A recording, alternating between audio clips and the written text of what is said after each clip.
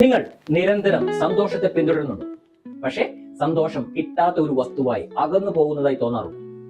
സമൃദ്ധിയുടെ കാലഘട്ടത്തിൽ പോലും എന്തുകൊണ്ട് ഒത്തിരി ആൾക്കാർക്ക് സന്തോഷം കിട്ടുന്നില്ല? ഇന്ന് ചരിത്രം, മനഃശാസ്ത്രം, മൈൻഡ്ഫുൾനെസ് എന്നിവയുടെ വെളിച്ചത്തിൽ ഈ വിരോധാഭാസത്തെക്കുറിച്ച് സംസാരിക്കാം എന്ന് വിചാരിക്കും. മനുഷ്യ മനസ്സ് എന്നും കൂടുതൽ കൂടുതൽ നേടാൻ പ്രേരിപ്പിക്കപ്പെട്ടിരുന്നു. നമ്മുടെ വികാസം നമ്മെ മുന്നോട്ട് പോകാൻ, നേട്ടങ്ങൾ കയ്യെത്തിപ്പിടിക്കാൻ പ്രേരിപ്പിക്കും. എന്നാൽ ഈ സ്വഭാവം സ്ഥിരമായി സന്തോഷമായി ഇരിക്കുന്നത് വളരെ ബുദ്ധിമുട്ടായി മാറ്റും. വികാസത്തിന്റെ കാഴ്ചപ്പാടിൽ അസംതൃപ്തി നമ്മുടെ പൂർവികരെ ജീവനോടെ നിലനിർത്തും. അവർ തൃപ്തരായിരുന്നെങ്കിൽ ഭക്ഷണം, സുരക്ഷ, അഭയം എന്നിവർക്ക് വേണ്ടി അലയുമായിരുന്നില്ല.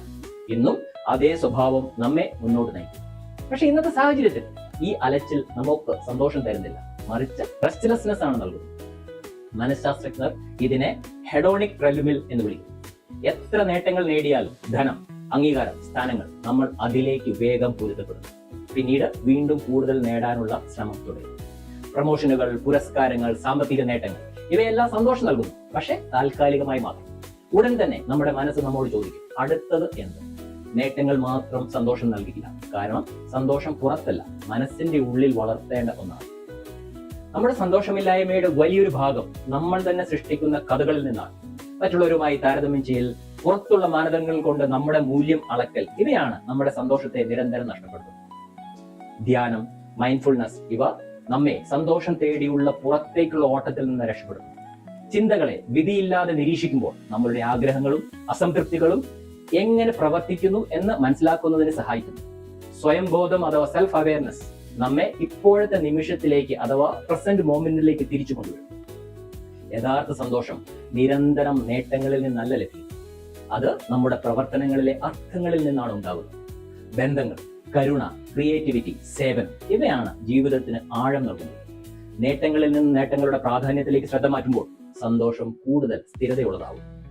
ഇനി നമ്മൾ മനസ്സിലാക്കിയ വസ്തുതകൾ നമ്മുടെ ദൈനംദിന ജീവിതത്തിൽ എങ്ങനെ പ്രയോഗിക്കാം എന്ന് നോക്കാം. നന്ദി പ്രകടനം ദിനം പ്രതി അഭ്യസിക്കുക. എല്ലാ ദിവസവും കുറച്ച് സമയം നമുക്ക് ലഭിച്ച അനുഗ്രഹങ്ങൾക്ക് നന്ദിയുള്ളവരായി അത് പ്രകടിപ്പിക്കാൻ ശ്രമിക്കുക. ശ്വാസമെടുത്ത് ഇപ്പോഴത്തെ നിമിഷം ശ്രദ്ധിക്കുക. നമുക്ക് പറ്റുന്ന അവസരങ്ങളിലെല്ലാം 1 മിനിറ്റ് നേരമെടുത്ത് നമ്മൾ ആയിരിക്കുന്ന അവസ്ഥയെ മനസ്സിലാക്കാൻ ശ്രമിക്കുക. നമ്മളുടെ മനസ്സ് നമ്മളോട് പറയുന്ന കഥകളെ ചോദ്യം ചെയ്യുക. അസംതൃപ്തരായിരിക്കുന്ന അവസരങ്ങളിൽ നമ്മുടെ മനസ്സിൽ നിറയുന്ന കഥകളെ ചോദ്യം ചെയ്യുക. അവ നമ്മളുടെ തോന്നലുകൾ മാത്രമാണോ എന്ന് പരിശോധിക്കുക. നേട്ടങ്ങളിലോ വിജയങ്ങളിലോ മാത്രം നിക്ഷേപിക്കാതെ അനുഭവങ്ങളിൽ നിക്ഷേപിക്കാനായി ശ്രമിക്കുക.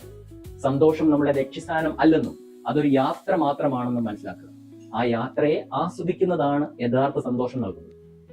അവസാനമായി, നേട്ടങ്ങളും വിജയങ്ങളും സ്ഥിരമായി സന്തോഷവാനായി ഇരിക്കുന്നതിന് വളരെ വിലപ്പെട്ടതാണ്. പക്ഷെ അത് മാത്രം മതിയാവില്ല. സ്ഥിരമായി സന്തോഷം കണ്ടെത്തുന്നതിന് സ്വയം അവബോധവും അഥവാ സെൽഫ് അവയർനെസ്സും മൈൻഡ്ഫുൾനെസ്സും ആവശ്യമാണ്.